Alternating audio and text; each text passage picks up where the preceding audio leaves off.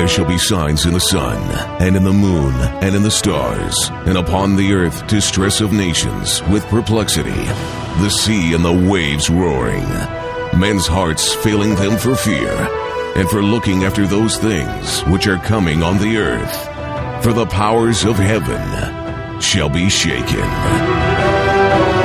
One man, one microphone, one mission, one message. True News, the only newscast reporting the countdown to the second coming of Jesus Christ. And now for the most powerful hour on radio, here is end-time newsman, Rick Wiles. And welcome to True News. Gregg Jackson here at the microphone, filling in for Rick Wiles. Day number 3 here on Wednesday with Dr. Alan Keyes. He will be my guest today, and I can't wait to get into it with Alan. This is an interview conversation that you will not want to miss. But first, I just want to say that yesterday, if you weren't able to be with us, we spoke with Paul McGuire. He is the author of the book, A Prophecy of the Future of America, and you can go to his website at paulmcguire.com. If you didn't listen to the interview yesterday, I highly recommend going on to truenews.com, TRUNEWS.com, and checking out that interview. I think it's highly informative and very encouraging, and something that you're going to want to definitely check out and purchase his book as well. I read the first 3 chapters, and I was riveted. I can't wait to read the rest of it. And I think it's important that to understand the big picture that you definitely pick up a copy of that book or get it on Amazon or Kindle. Also, Monday's interview with Pastor David Manning is also archived. I'd highly recommend that you listen to that interview as well. And for those of you who haven't heard my voice before, I am Gregg Jackson, best-selling author, wrote a couple books, We Won't Get Fooled Again, most recently, and then before that, Conservative Comebacks to Liberal Lies. Was a radio show host on WRKO in Boston for a while, and Los Angeles on KDAR before Salem kicked me off for telling the truth about Mitt Romney. But at any rate, I fill in here in Denver, where I live with my beautiful bride of 17 years and my son Jacob, who's 8, and fill in for my friend Bob Enyart and co-host a show with him frequently. And I'm a guest nationally on a lot of different shows, but I'm very, very humbled and honored to have been asked by Rick to fill in for him for the next month as he has plans. I mean, this thing at True News that is going on right now, very, very excited about it. I know Rick is excited about the tremendous growth and things that are going on in the ministry in terms of video, in terms of full-time frequency, 2 frequencies, I believe, on shortwave radio and satellite radio, being on in Oklahoma and Texas now terrestrially with more stations that I believe are going to be added, and then, of course, on the World Wide Web. So he covers basically all of North and South America and, well, the entire globe if you consider the World Wide Web, and also the fact that the Paul Crouch, the late Paul Crouch, gave Rick in this ministry at True News a 50,000-watt blowtorch that covers the entire Caribbean. So great things happening to get the truth out, the type of things that you're probably not going to hear on Fox News or any of the mainstream media, the type of truth from a biblical perspective that there are very few places that are giving you this type of news and information and hard-hitting commentary and phenomenal guests like my next guest here, Dr. Alan Keyes, who doesn't need, I don't think, any formal introduction. Of course, former Ambassador Keyes in the Reagan administration is a pro-life activist, travels around the country, runs the website loyaltoliberty.com, which I am a frequent visitor of. And if you haven't been to his website, I would sign up for regular updates. He, of course, writes every week a column, a wonderful column for WorldNet Daily, and we're going to get into his latest called Twin Party Sham Backfiring on America, ? In a moment. But first, I just want to make sure that we have Dr. Keyes. You with us, Dr. Keyes? Yes, I am. Hi, Greg. How are you? Absolutely fantastic. Great speaking with you. Glad to hear your voice. And Dr. Keyes, I want to just say, before we kind of get into your latest article, and we're going to be talking big picture about where America is at right now. A lot of people, I think, are despondent. They think that there's really nothing that can be done politically in this country to turn things around, and that we're stuck with Obama and the liberals and the fake 2-party sham system, and that there's really nothing that can be done. And I know that you're going to answer a lot of those questions. But before I do, I want to find out from you, Dr. Keyes. I mean, kind of what you just take a lot of beating. I mean, in terms of you're criticized a lot. You're an iconoclast. You don't buy into the Republican, nor do I, by the way. Support your lesser of two evils Republican candidate. You're called an ideologue because you can actually write and communicate and convey thoughts in a complex yet cogent manner that most people can't even come close to doing. So a lot of people you're criticized as kind of being above people's heads, I think, a lot of the time, and the types of prescriptions that you have for America and where we are aren't really realistic. They're antediluvian. They're archaic. And that you just need to change with the times. You're from a former generation. What would you say to those critics who have that perception of Dr. Alan Keyes? Well, I'm not sure I care what they say. Somehow I knew you were going to say that. When one goes through things like that, I just think to myself, well, I don't know who these people are talking about. I'm just an American. I stand where Americans have always stood, on our founding principles, on the Declaration of Independence, and firmly on the belief in God Almighty. And if those things are somehow archaic, then it just means that our liberty and our way of life are archaic. And the people who make those criticisms are then people who are basically returning to the ideas of the period before America was founded. They call themselves progressive and all this, but the truth of the matter is they're returning us to despotism, tyranny, ruled by a powerful elitist few with no respect for our humanity, for our equal responsibility for ourselves and for the common good of our community. Why would anybody want to go back there? These people aren't taking us forward. They're taking us back, pretending it's forward, so that we can wake up in the world, Greg, that is now being portrayed in a lot of this kind of leftist science fiction stuff, right? What if you go to the movies or read the books or do any of this stuff, TV shows, popular culture, they assume that there will be an oligarchic, elitist, tyrannical kind of society in which everybody will then have their little function and role as determined by their elitist masters. That's not a future that is somehow wonderful to get into. That's a return to the past in a world where they have even more powerful tools to keep people down once they get them there. Why are people stupid enough not to see through this? I don't believe they are, by the way. I think a lot of that criticism comes from folks who are being bought and paid for to shill for what's happening, which is an overthrow of our government of, by, and for the people in order to install a government of, by, and for the elite, and to pretend that that's new, wonderful progress is insane. That's the kind of government that prevailed throughout the world for most of human history until America was founded, right? Absolutely. So Absolutely. they're taking us back, and they're taking us back to a place that is oppressive and humiliating and frightful because it is without God and without dignity as it comes from God. Alan Keyes is my guest, Gregg Jackson filling in for Rick Wiles. Dr. Keyes, here's the way I see it, okay, and I want to get your perspective. Big picture. We're living, I believe, in the end of the last of the last days, biblically, if you look at biblical history. And if you look at the economic picture, $200 trillion in debt, if you count unfunded liabilities, the Fed printing like it's essentially water, 75 billion a month. They reduced it from 85. Wow, whoopee-doo. Out of nowhere, not backed by any gold or silver, any real money, just printing ad infinitum, worthless paper currency, I believe, purposely, intentionally to destroy America, to destroy the dollar, to push us into world government, because the United States of America, the most blessed nation in the history of the world, I believe, in many ways, if you look at our history, it's because America is the last remaining obstacle to the global elite, the Illuminati, whatever you want to call them, their efforts to create, to finalize all of their plans for a world government, a global banking system where America will be brought down and be like just like virtually every other nation, in terms of our economic status. And this is what must be done. The dollar must be replaced by another basket of currencies or global currency.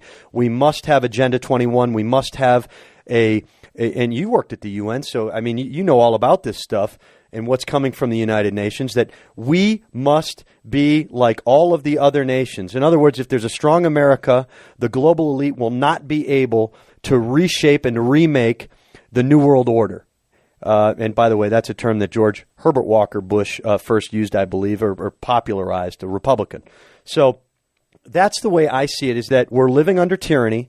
We have a Marxist, communist, I believe, CIA agent in the White House that most people just want to bury their head in the sand and pretend like he's just a regular, first black president and all this other stuff, and it's so great. And, we have Obamacare now and all of these other goodies and Obama phones and this and that. But the way I see it is that we are living under a tyrannical despot and his illegal regime, the Obama administration, that he is intentionally, and that's why I love the term anti-constitutional. He's not just trying to advance an unconstitutional agenda. He's trying to destroy what remains of America by advancing an anti-constitutional agenda. Am I getting it right? Yeah, I think that what you're saying is accurate. I guess it doesn't, and has never put me in a position where I'm all, dismayed and stuff, because you could see this coming million miles off.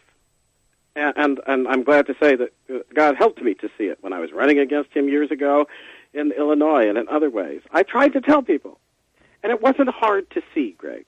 Mm-hmm. In other words, when people tried to say to me, as they did, you had these Republican leaders and other folks saying, oh, he sounds so moderate and so forth. And I'd just look at them and say, well, I guess you don't know anything about him. You don't know his association with the Socialist Party. You haven't read his biography where he tells you that he's a hardline socialist and only associated with commies and Marxist professors and other students and so forth and so on. They haven't looked at all the things that he did in the legislature, all the people he admired in the world, all the things he did and places he went to in order to hone himself as a hardline, committed communist, not just one of these European socialists. No, this guy's a hardliner, and he always has been. Mm-hmm. So the notion that he'd get into power and suddenly not push for these objectives, including the overthrow of the Constitution, trying to make himself into a dictator and so forth, it was all in the cards, and I wrote about it and spoke about it. But the thing that I think is wondrous is that he's been, I think, put in place by the very people that you're talking about. I call them the elitist faction, right? And I call them that because, if the founders were speaking, our American founders, they would call them the aristocrats, the oligarchs, and so forth. But it just means government by the few, right? Government by the outstanding few, the people who have succeeded at doing X, Y, and Z, get well known, and think well of themselves. And then try to pretend that everything they've accomplished has been accomplished without the common sense, hard work, decent character, and contribution of regular folks. Well, see, in America, that's just a blatant lie. None of these people would be where they are if they hadn't lived in the context of a country that, on account of our principles of liberty, had freed the initiative and courage and discipline and moral decency of the vast majority of our population through many years of challenge and travail as America was built up. And we just can't let them get us into a position where we start to be all mesmerized by their lies about themselves or about us. And I think part of the problem right now is that Obama, it reminds me literally of that big golden head in The Wizard of Oz. Remember that? Oh, yeah. Who could forget? Which, you're all afraid of it until you discover that it's just a lot of blown-up hot air. Delusion. There's no there. Now, behind him, there are people who really do control something. They are people who have power and wealth, and their relative strength has actually gotten worse in the terms of the last 20 years, right? When I was at the UN, we could go in there and we could point to figures where America had a good distribution relative to any country in the world. We had a good distribution of wealth. We had a good distribution of income. We had a thriving middle class. Do you remember America? Absolutely. That's America. Okay? And now, on account of supposed things that are progressive and wonderful and change and all of this, We have seen in the course of the last 10, 15 years, including years that were dominated, by the way, by the Bush Republicans, right? Mm-hmm. We have seen a radical change in that distribution. And I don't think it's accidental. It's purposeful. The collapse in 2008 was purposeful. The mistakes that led to it were purposeful. We've seen a massive redistribution of income. I agree. From the middle class to be consolidated more and more in the hands of a little bunch of oligarchs who are now trying to complete the destruction of self-government in the United States, because the middle class was the key to the success of our self-government. So I believe everything you say is correct. But there's one thing they haven't changed, and Americans need to remember this, because ordinary folks were able to influence and control to a large degree the government of this country when we didn't have a strong, wealthy middle class. When what we had was, by and large, was just a big working class, right? Throughout most of America's history, the people who went to the polls to vote were working class people. They weren't a big middle class. That developed in the course of our success in the 20th century. How did working class people control this country then? Because they understood that they had only one thing they could do, but it was a big thing. They could go to the polls and choose people to represent them who would put laws in place that reflected their understanding, their faith, their principles, and so forth. And they didn't let anybody talk them out of this, right? And if you were a political party and you came along and you ceased to represent them, they'd give you the boot. And it happened several times in American history. Big-name parties, the Federalist Party, the Whig Party, the Democrat-Republicans, the this and that and the other thing, they all went the way of the dodo because they stopped representing the people.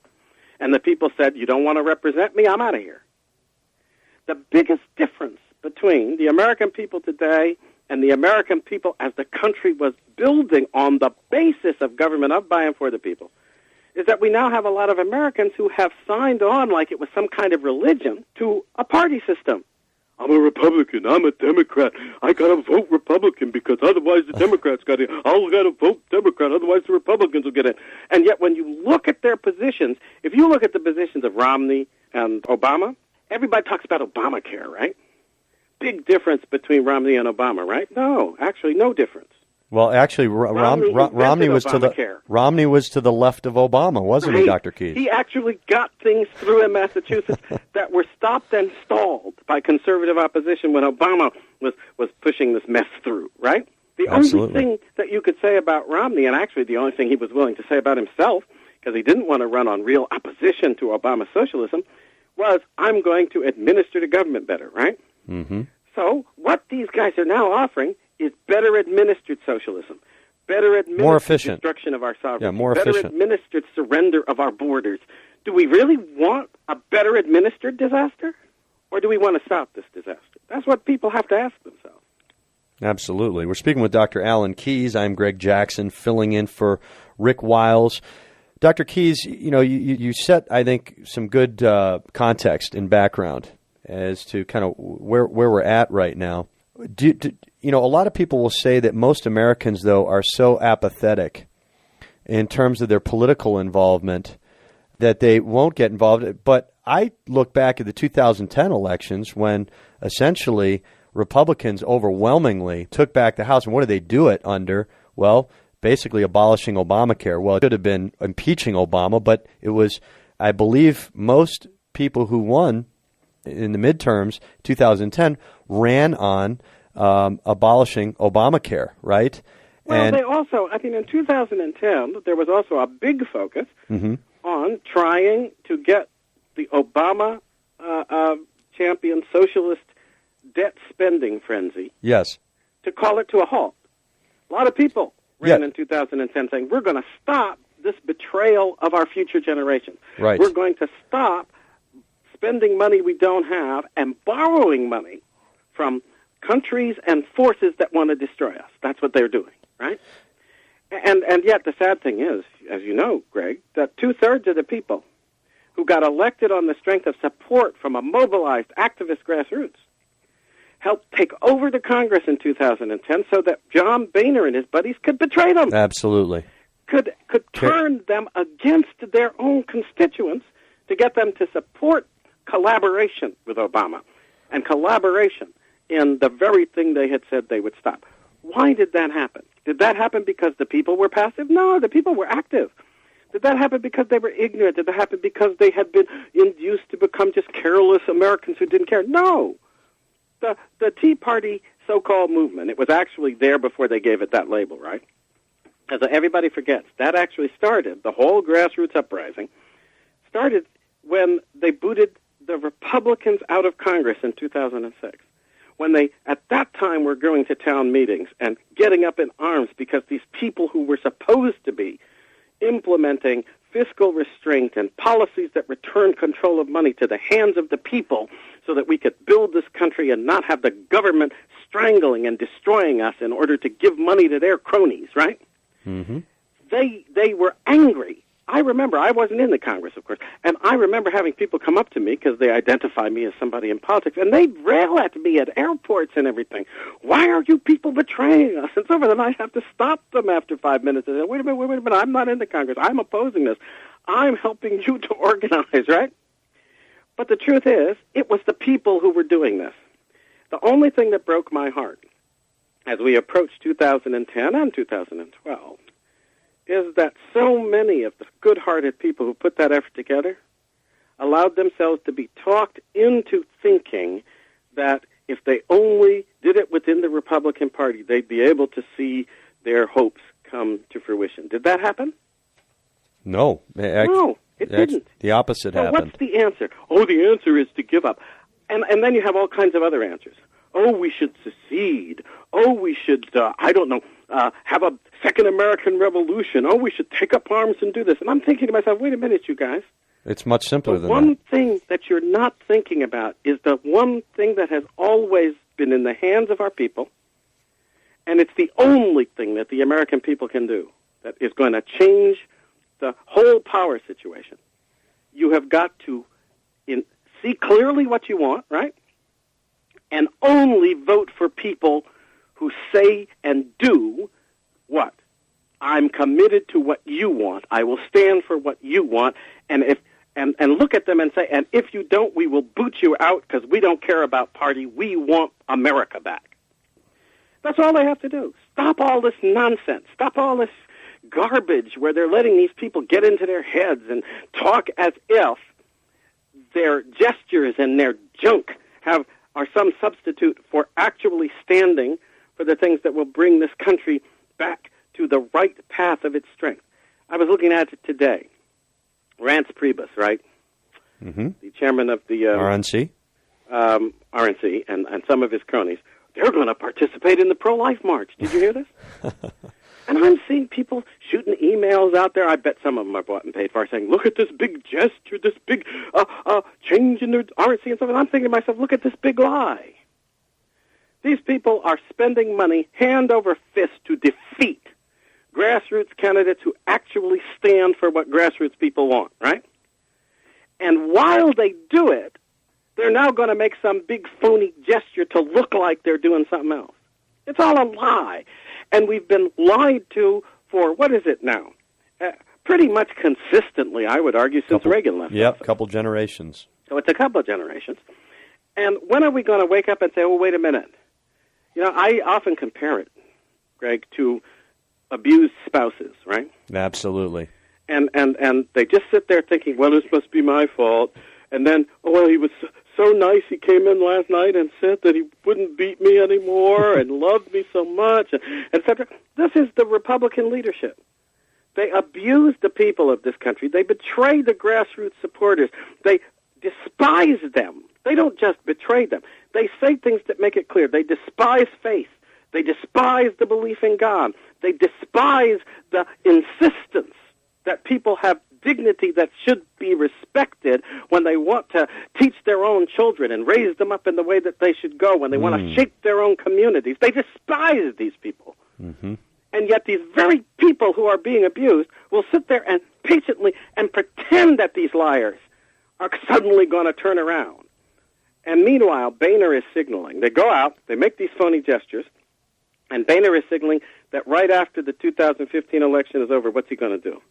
He's going to sell out on the borders, sign up for amnesty, and continue to collaborate in the same debt-spending socialist garbage that they've been collaborating in all along.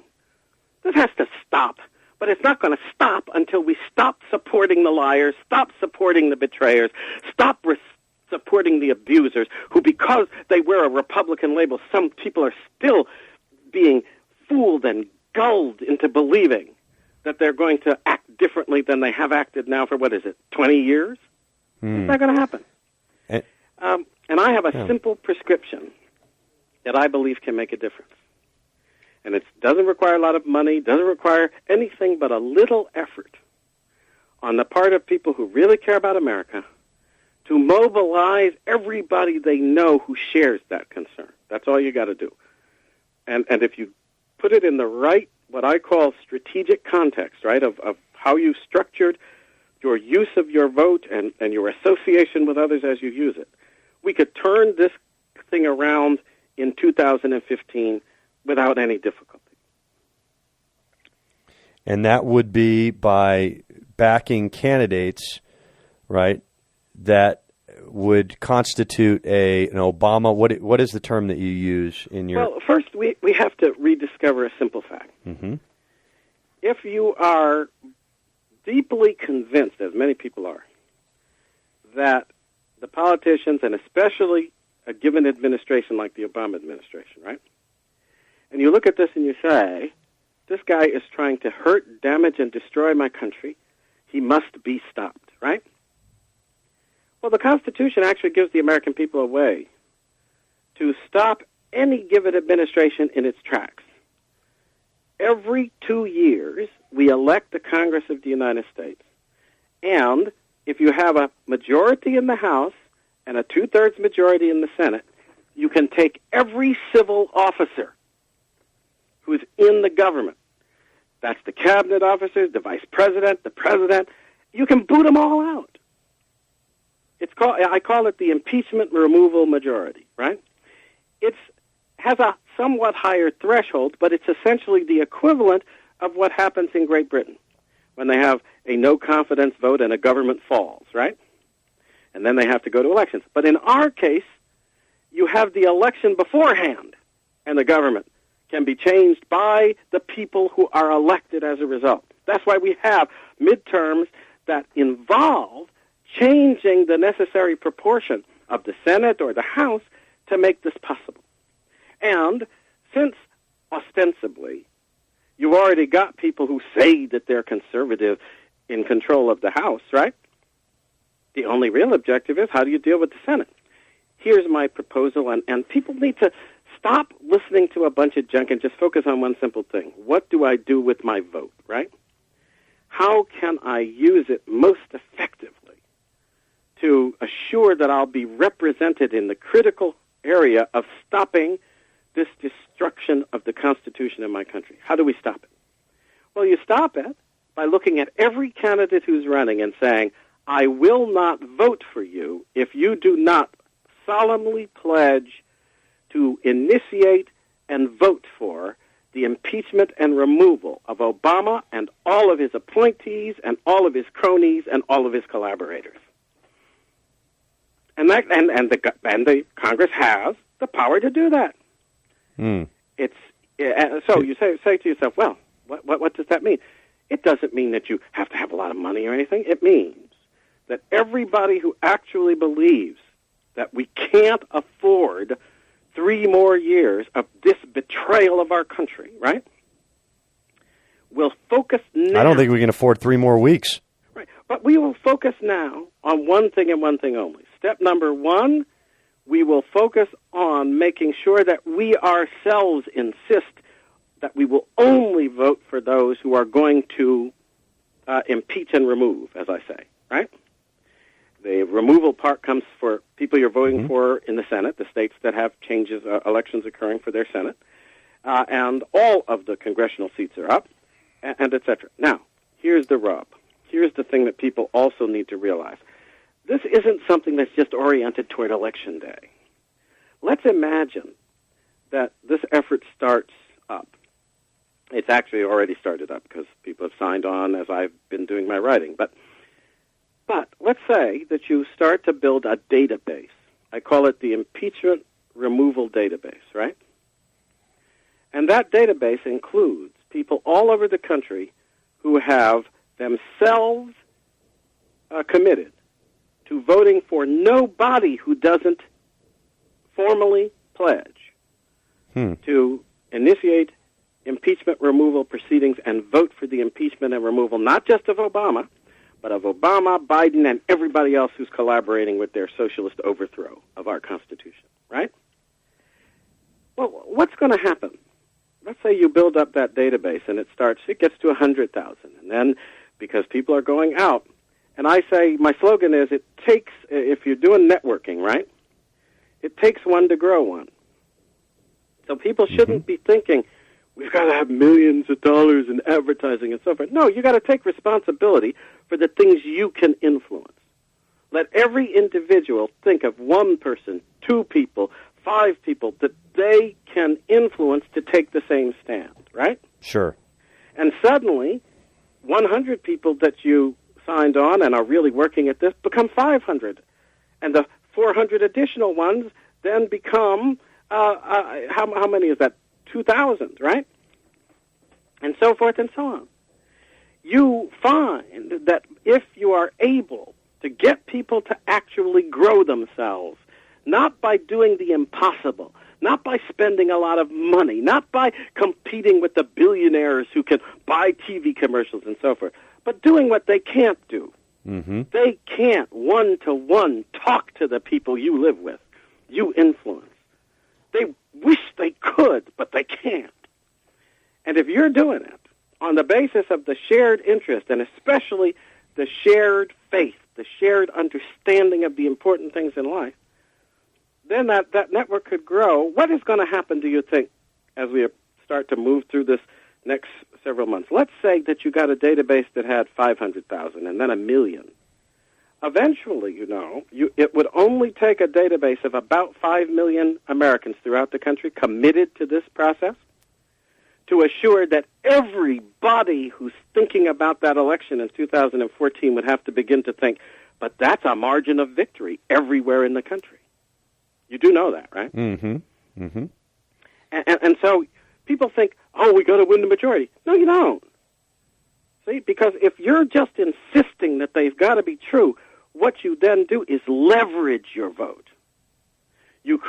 As you create the network of people committed to insist, I won't vote for you if you don't vote for my country, to get rid of this canker, this cancer that is eating us alive, right? And if you won't commit to vote to cut it out, then I won't vote for you, right? The first thing that's going to do is it's going to influence a lot of people who call themselves Republicans and conservatives, right, to take the pledge. As that number builds and they can't afford to lose their margin of victory, they'll take the pledge, won't they? And so, well, you know when this was done before? This is not a new Alan Keyes idea. Do you know who actually implemented this process in the past of getting the candidates to pledge formally that they would vote for a certain political action? Personhood USA? No. Prohibition. Prohibition. The Prohibition Amendment was passed on the basis of a political campaign that had exactly this structure. Well, there is a Personhood USA pledge as well, but prohibition. So it does. I was thinking of one that historically absolutely changed the country. Now, the prohibition, the Personhood movement, by the way, because I don't want you to think I'm disparaging them. I love No, you're one of the major leaders of the Personhood movement. I really care about it. And that is, on this basis, that's making a difference. Have you noticed that in spite of opposition from National Right to Life and other, abortion regulators. Fake pro-life organizations. Right. The personhood people have been making great strides, and folks who used to look at them and didn't want to have anything to do with them are now pretending to come alongside them and be their friends, right? Why is that? Do you think they've really changed their hearts, Greg? No, we've drawn a line in the sand. You want our vote? Then you better promise to enforce the God-given right to life if in office. I just want everybody who's listening to imagine what it would be like if come May there was a database of 1 million Americans saying, you will sign this pledge or I won't vote for you, to impeach and remove not just Barack Obama, but you start with Biden, by the way. And you'll say to yourself, Alan, why do we start with Biden? Well, because he'd just be as bad as Obama, and they're all controlled by the same people. It's even more. I'm not even interested in them anymore. If you have the majority you need, they no longer count. What I'm interested in is the fact that if you impeach Biden and then impeach Obama, who becomes president of the United States? That's a scary thought. John Boehner? But not John Boehner. Or John Kerry. Dynamically. Secretary of State? If you have elected a majority for impeachment, right. Boehner would rather, choke on his own spittle than support that kind of an outcome. He's such a convinced, dyed-in-the-wool establishment collaborator. He's such a quisling. He's Obama's golf caddy. These folks, in order to get it done, the new majority that was elected based on the pledge would have to choose a Speaker of the House, wouldn't they? Yes. That corresponded to their goal. But here's the rub, and here's the thing people have to keep in mind, that as things move forward, they would have to be thinking strategically. Who should they choose as Speaker of the House? Well, I'll give you the answer. A lot of people haven't thought it through. They don't realize. The Speaker of the House does not have to be a member of the House. And that means that for purposes of this goal, the folks who have the impeachment removal majority can elect their own would speaker. Look around the country for the person they think is going to be representing and putting together spearheading the best administration to turn us back into the channels of our strength, right? And that person they can put in. See, so that's why I say it becomes a change of government election. Mm-hmm. And that change of government would then be tested on the basis of its performance in the next presidential go-round in 2016. But the whole process would be taken out of the hands of the corrupt sham parties that have betrayed us, and that one is betraying us and the other is destroying us. Yeah, they're two wings of the same bird. That's right. This is a grassroots end run around what has become a takeover of our political heights, right?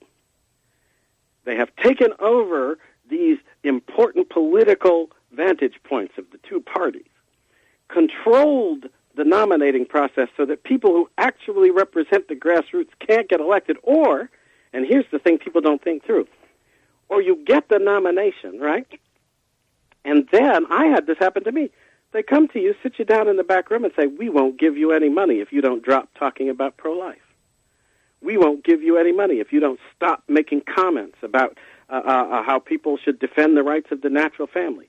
We won't give you any money if you don't change your stand on amnesty and immigration.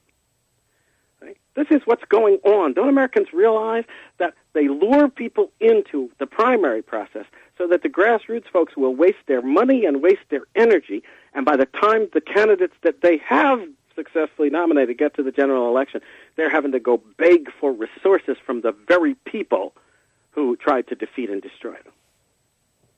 And we wonder why the people are no longer in control of the process, right? And the simple solution is don't focus on that process. Focus instead on the process of what is actually going to get us where we need to be.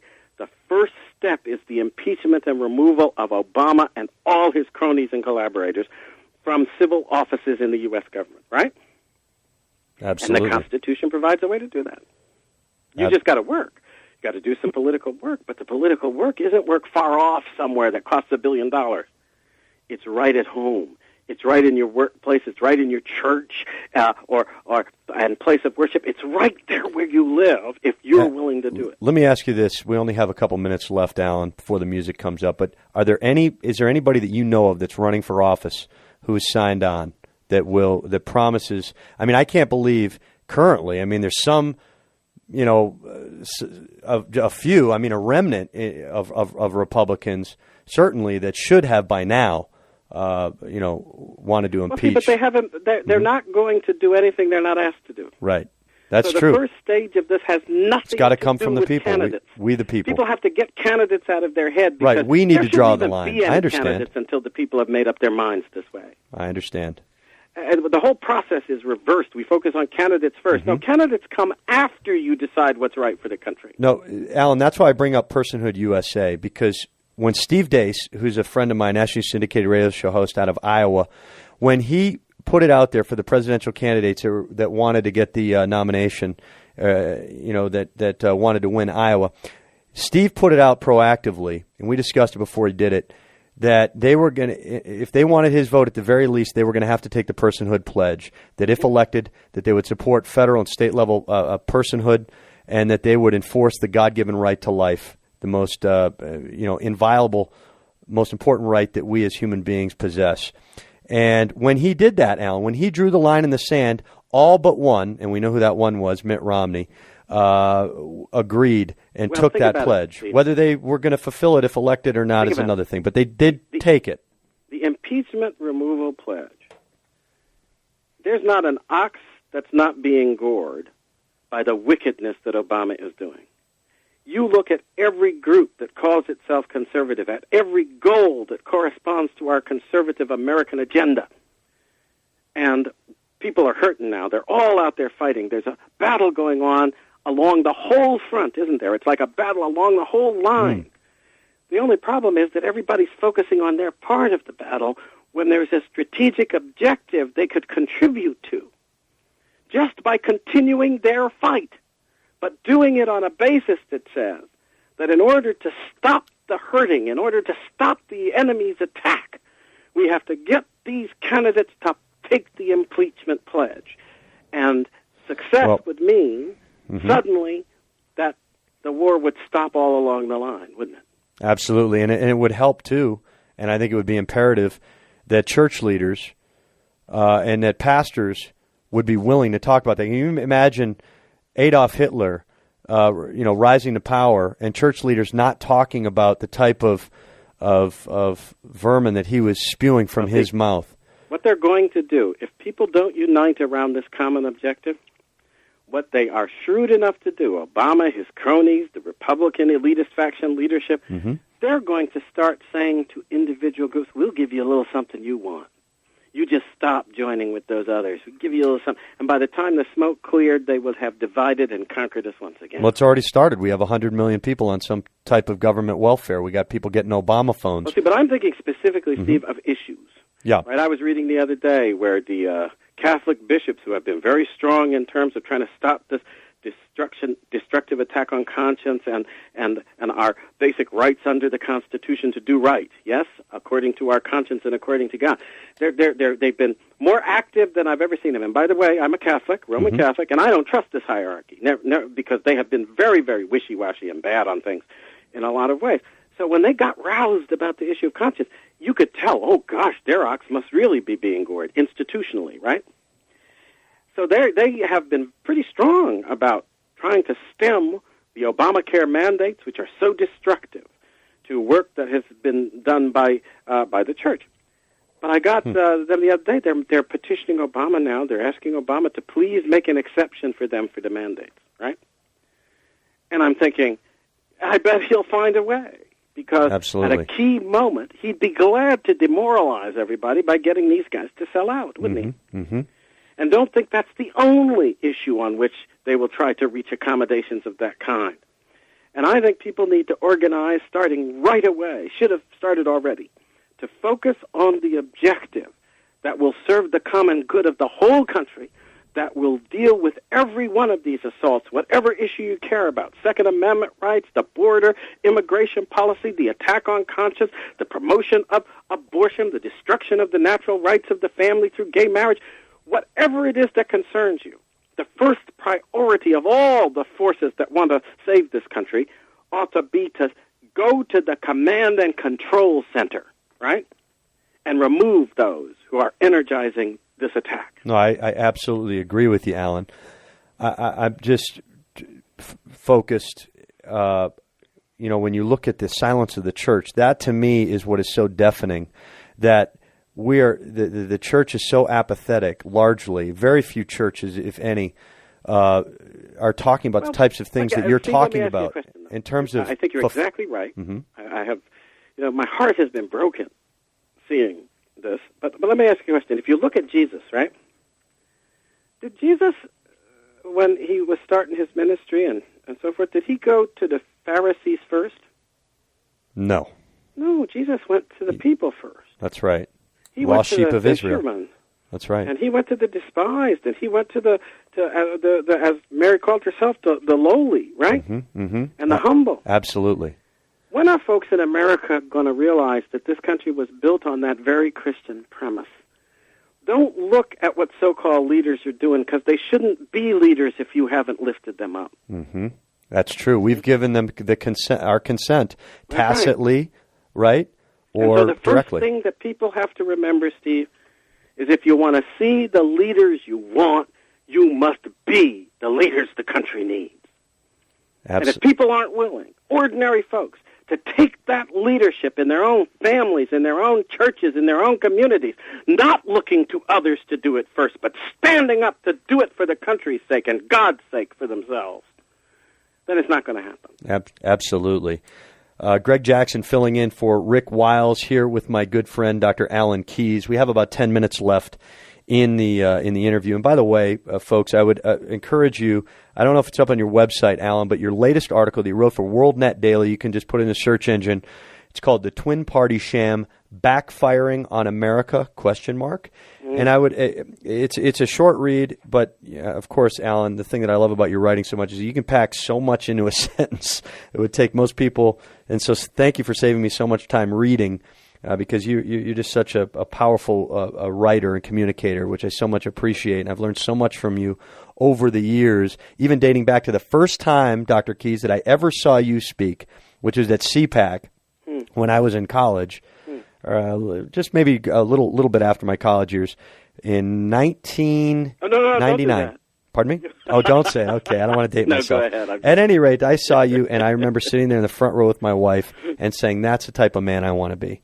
That is, and I had just come to faith. Actually, I'm sorry, it was 2001, the year I was saved, right after 9/11.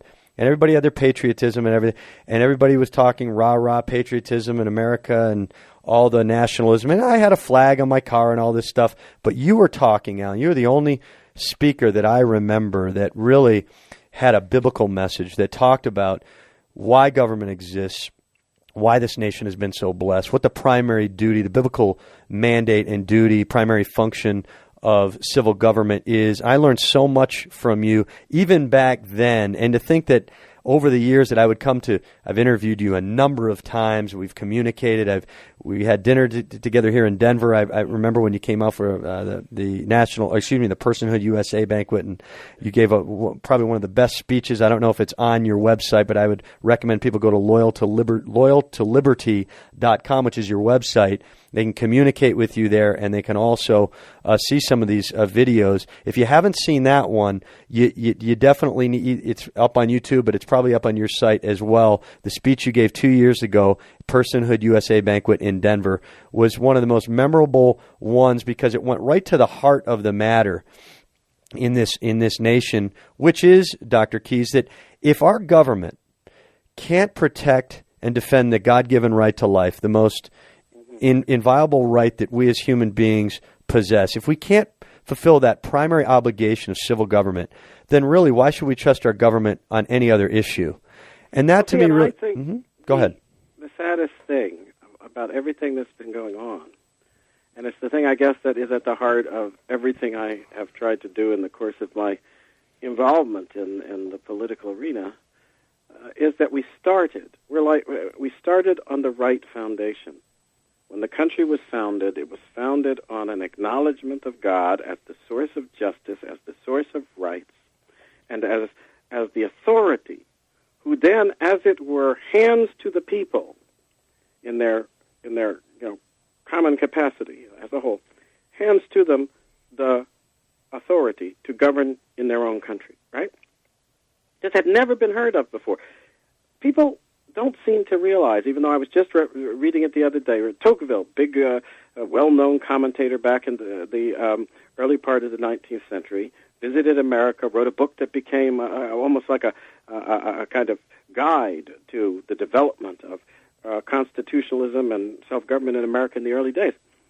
Most people don't realize that he saw a march of liberty and self-government, but he only saw it in Christian nations, Christian countries, the Christian world. Because the insight that's required that ordinary folks can have the ability to act as sovereign. What gives you that ability? Well, one thing that gives you that ability without any doubt is that if you have accepted the lordship of Jesus Christ, if he has become your mind and your will and your heart, then he is what? Priest, prophet, and king. Amen. King. That princely ability becomes yours. And that princely ability isn't about commanding others in the first place. It's about standing in right relationship with God in the first place, so that he may command through you. Yes? Absolutely. Well, that was the insight that freed people from this notion, oh, my betters must rule, they must decide. Because there is no one better than Jesus. There is no one better than God. And if you are standing where he wants you to stand, then you will have the wisdom he can communicate to you. And that his law and his will as presented to you in the commandments and in the Bible and in the example of Christ can give to you. Well, that gave people confidence, didn't it? Mm-hmm. We are losing that confidence because we've fallen prey to this lie about the separation of church and state and the banishment of God from the schools and from the workplaces and from the polling places and from the courts and from the law.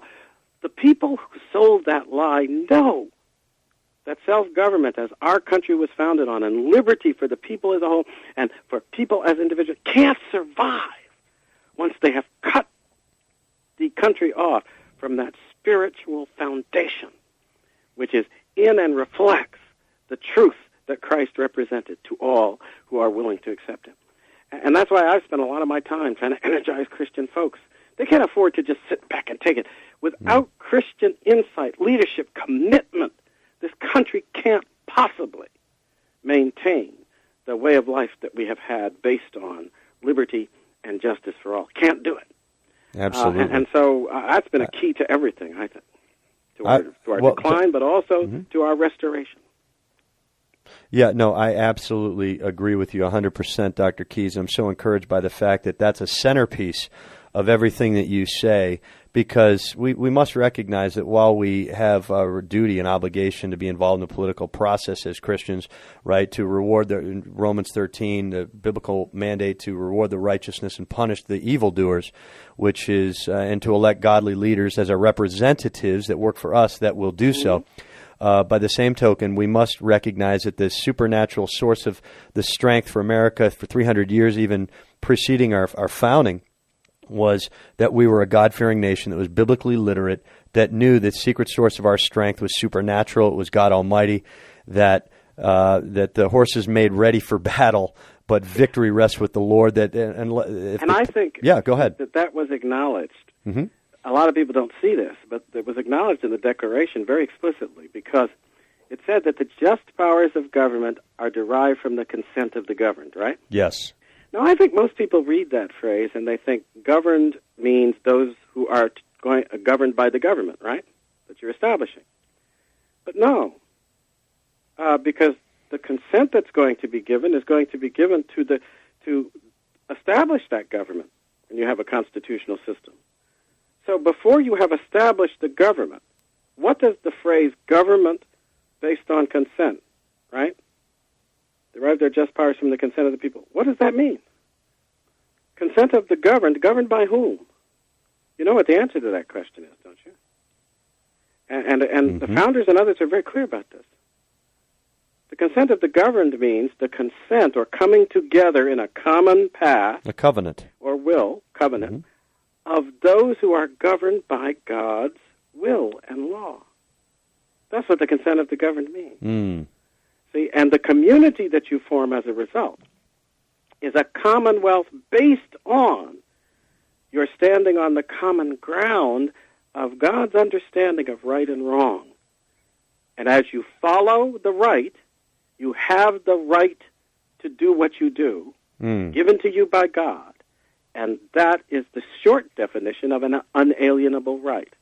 A right that arises from your consent to fulfill the will of God according to his will, law, and the example of Jesus Christ. Well said. And I think as the prophet Hosea said, Hosea 14:9, for the ways of the Lord are right, and the righteous will walk in them. Amen.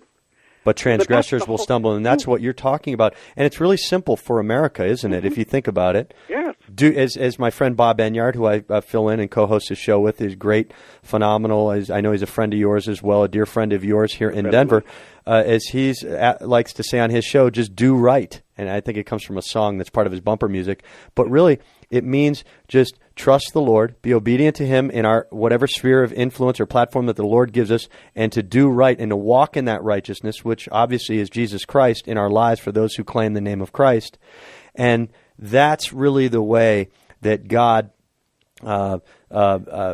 makes things right in our lives, isn't it? That's when right. we just humbly submit ourselves to him. The basis, it was quite explicitly the basis of the doctrine of unalienable rights, and you can see it in Locke, whom the founders read a lot. You can see it in their own writings. You can see it in Witherspoon, who was one of the great contributors to the American Revolutionary period. These are folks who understood the simple truth. If you will not do right, you cannot hold on to your rights.